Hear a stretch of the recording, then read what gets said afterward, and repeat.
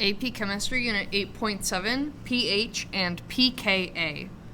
At the midpoint between the start of a titration and the equivalence point on a titration curve, the pKa is going to be equal to pH, which means that the concentration of the acid is going to be equal to the concentration of the base.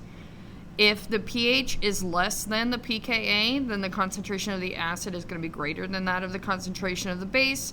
And if the pH is greater than that of pKa, then the concentration of the acid is less than that of the concentration of the base. We utilize indicators during titrations, and indicators are going to change colors at the quote-unquote end point of a titration, and the end point is going to be at that inflection, that equivalence point.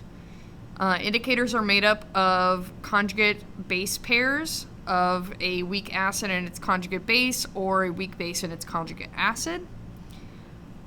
And the indicator pKa should be as close to the pH of the equivalence point as possible in order for us to get a perfect equivalence point for that color change to happen when we want that endpoint to be, and to be able to have our titration be as accurate as possible.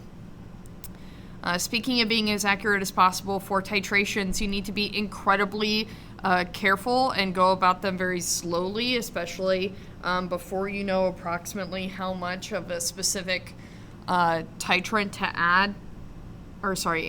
add to the titrant. Because once you hit that end point, you can't undo it. Okay, and it's very easy to overshoot the end point.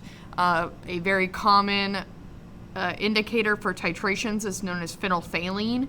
Phenolphthalein, when it gets to the point at which it changes color, it will turn a very bright highlighter pink. And so you want your titration to end when you just have the ever faintest color pink there, and that is at your equivalence point. But if you overshoot it and you add too much analyte, you will end up with just a bright pink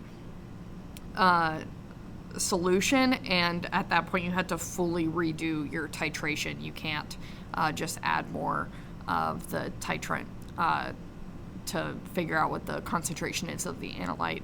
So just be very, very careful when you're dealing with titrations, and make sure that you are picking indicators that have pKa's where that inflection, where that endpoint needs to be for your titration.